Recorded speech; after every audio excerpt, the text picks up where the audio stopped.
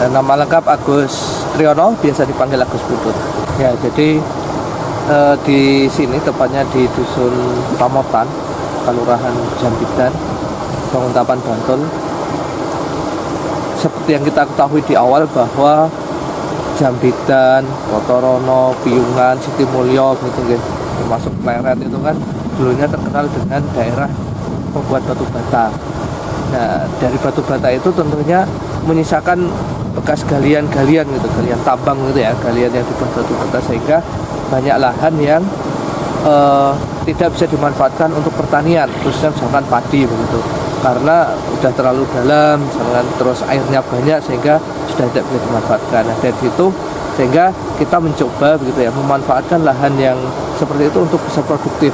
Seperti apa gitu, akhirnya dipakai untuk perikanan. Jadi kalau orang warga di sini awalnya memang berbudidaya nila atau budidaya ikan itu masih konvensional, dan ikannya juga masih ikan yang campuran gitu ya, dengan cara-cara yang mereka pelihara konvensional, cara-cara yang tradisional begitulah ya.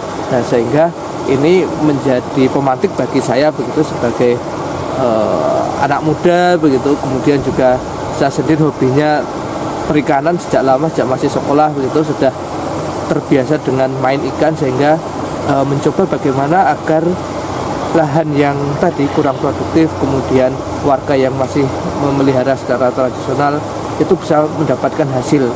Nah, tidak mudah begitu. Di awal memang tidak mudah kita mencoba merubah kebiasaan masyarakat atau para petani pembudidaya ikan ini untuk bisa bisa menghasilkan begitu. Jadi dulu ya asal seneng aja gitu, asal seneng, padahal perikanan itu bisa asal seneng tapi juga bisa seneng dan juga bisa menghasilkan. Sehingga saya mencoba dulu di awal di sini untuk memelihara ikan nila gitu. Kenapa nila gitu? Kenapa nila merah? Kalau kita lihat prospeknya di pasaran di Jogja ini luar biasa sekali. Kebutuhan pasar wah sangat besar, dan bahkan sering mendapatkan support gitu ya, support dari luar daerah karena kekurangan ikan di Jogja, ikan nila. Sehingga di awal dulu saat saya melihat prospeknya cukup besar, saya mencoba memulai dengan ikan nila. Nah, ikan nila di sini untuk mengajak petani yang lain untuk langsung bermain nila itu belum bisa, karena tentunya akan melihat dulu hasilnya seperti apa. Akhirnya saya langsung main budidaya nila merah begitu, dengan tambahan teknologi tentunya agar bisa menghasilkan yang lebih banyak lagi begitu, lebih produktif lagi hasilnya. Nah, di panen pertama begitu kita bisa menunjukkan ke petani yang lain, ini loh hasilnya seperti ini begitu, bahwa memelihara ikan atau budidaya ikan itu tidak hanya sebatas untuk hobi saja gitu, tetapi hobi yang bisa menghasilkan. Sehingga alhamdulillah mulai saat itu beberapa petani yang ada di sekitar mulai bertanya bagaimana caranya, seperti apa begitu ya, dan jadilah kita belajar bareng begitu ya, budidaya yang baik, budidaya nila itu seperti apa.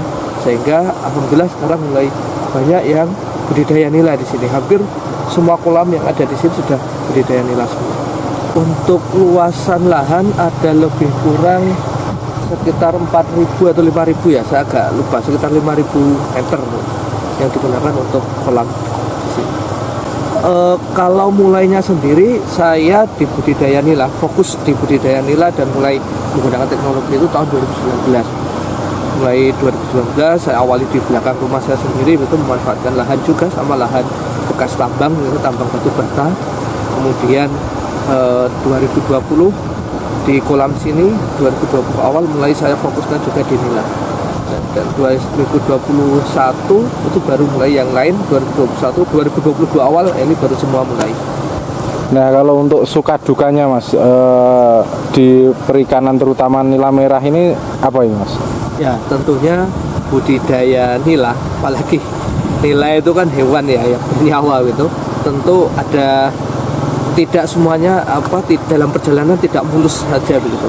Jadi di awal saat saya masih memulai begitu 2019 itu hampir 50% dari bibit yang saya tebar di kolam itu mati.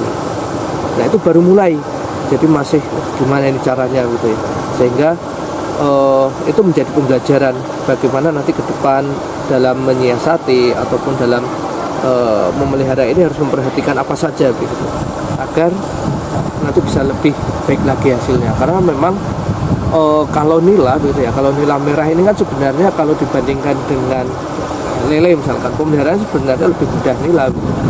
Dari sisi penyakit ya tidak banyak gitu loh, tidak banyak. Tetapi ya karena belum tahu caranya di awal, akhirnya ya tadi 50%, hampir 50% benih yang ditebar itu mati.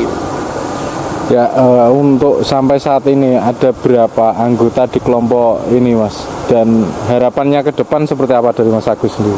Ya, di kelompok ini ada lebih kurang 17 orang di Mino Pamotan ini. Jadi saya berharap memang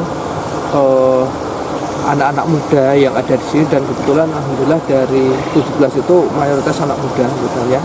Harapannya mereka bisa menjadi pembaharu begitu ya, bisa menjadi agen perubahan, dan juga untuk menunjukkan bahwa anak muda itu tidak malu untuk bertani begitu. Mereka bisa punya potensi untuk bertani, tidak harus bekerja di tempat yang wah gitu, tetapi memanfaatkan lahan yang ada untuk menjadi sumber penghasilan gitu. Itu harapannya bisa kita tunjukkan bahwa tadi anak muda itu bisa tidak malu juga, tidak malu sebagai petani, dan nanti bisa menghasilkan dari lahan pertanian ini. Harapan yang kedua, kelompok ini nanti semakin berkembang gitu. Jadi dimulai dari budidaya gitu ya, untuk produksi, memperbanyak produksi ikan konsumsinya gitu, dan ke depan harapannya bisa berkembang untuk ibu-ibu juga gitu yang ada di rumah, sehingga jadi produk makanan olahan, dan ke depan harapannya bisa menjadi sentra ikan nila merah di dusun.